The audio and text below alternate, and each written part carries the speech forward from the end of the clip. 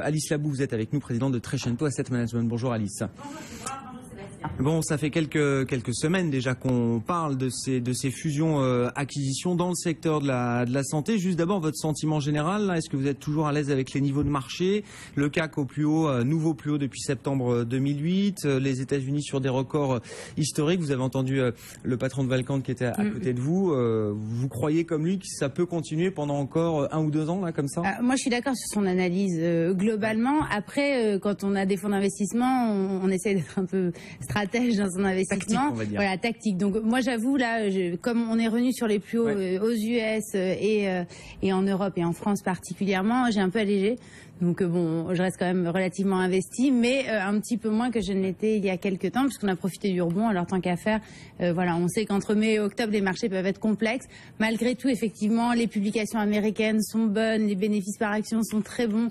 En Europe, c'est un peu plus mesuré, et surtout en France. Mais néanmoins, c'est vrai qu'on devrait bénéficier, en tout cas nous, la France, de ce qui se passe dans les pays limitrophes, en tout cas de la dynamique que nous n'avons pas et que peut-être nous pourrons aller chercher chez eux. Donc je reste optimiste, mesurément optimiste. Bon, voilà. Il faut savoir réaliser ses plus-values de temps en temps quand on je le pense. Plus en faire. Il faut savoir vendre, c'est toujours le plus difficile. Pfizer, AstraZeneca, bon, ça fait déjà plusieurs semaines qu'on en parle avec vous. C'est pas un deal qui, comment dire, vous êtes assez dubitatif sur le sens industriel de ce deal. Néanmoins, il semble que Pfizer ait vraiment envie d'aller jusqu'au bout. Ils ont fait une deuxième offre qui a été rejetée par AstraZeneca.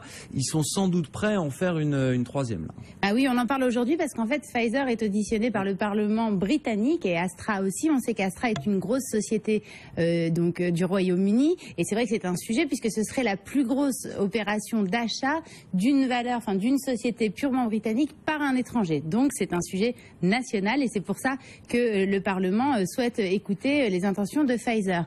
Juste pour revenir un tout petit peu en arrière, Pfizer c'est un des plus grands laboratoires pharmaceutiques au monde. C'est un peu la foire fouille du médicament.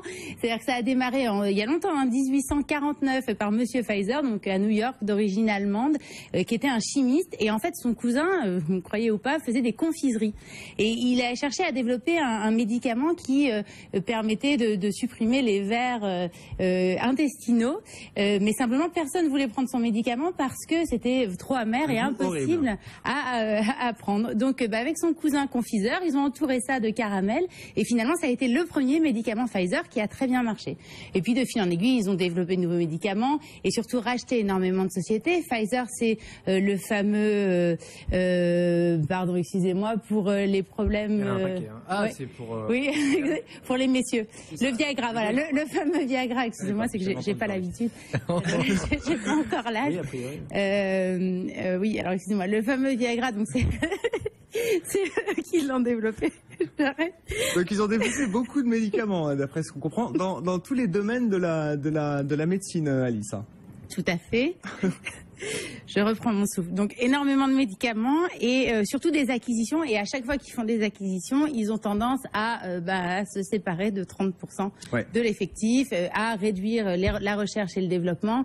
Et c'est déjà arrivé au UK justement, dans une opération d'acquisition au UK. De taille d'ailleurs assez similaire, enfin un petit peu en dessous, mais c'est déjà arrivé. Oui, ils ont viré 30% de l'effectif. Et on sait très bien, et on l'avait évoqué tous les deux ensemble la dernière fois, c'est que en fait le grand sujet de ces laboratoires pharmaceutiques, c'est qu'ils n'ont pas de pipeline, donc ça veut dire qu'ils n'ont que très peu de produits en développement et donc en phase d'acceptation par les autorités réglementaires, et du coup ils sont obligés d'aller acheter de la croissance. Donc ils ont du cash, ils le font, et Pfizer a fonctionné comme ça depuis le début, et Astra devient la cible numéro 1 de Pfizer.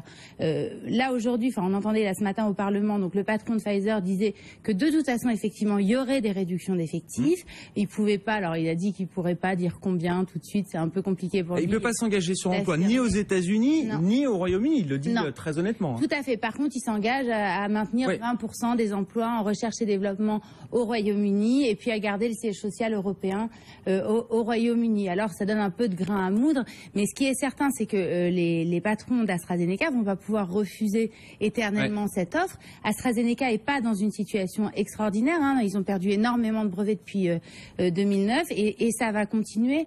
Alors, le sujet dont on parle, en termes de synergie industrielle, puisque c'est ce que vous disiez, moi, bon, alors, j'ai du mal à croire que deux sociétés qui vont pas très bien sans être ensemble vont aller extrêmement bien en étant ensemble. On sait comment fonctionnent les méga-fusions et tous les soucis qui découlent de ce genre d'opération, acculturation, doublons, c'est un bazar pas possible en interne avant de pouvoir devenir productif et être en ordre de bataille. Et puis, alors, ce qu'on dit d'un point de vue industriel, donc médical, pharmacopée, c'est que AstraZeneca serait en train de faire des développements sur le cancer, donc l'oncologie, avec une nouvelle technique.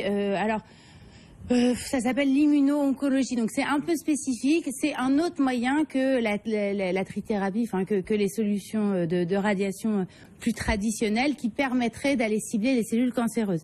Simplement aujourd'hui, dans les essais cliniques, c'est à peine 20% des patients qui sont réactifs à cela. Il y a énormément de laboratoires qui sont à fond sur cette nouvelle technologie qui permettrait de traiter les cancers.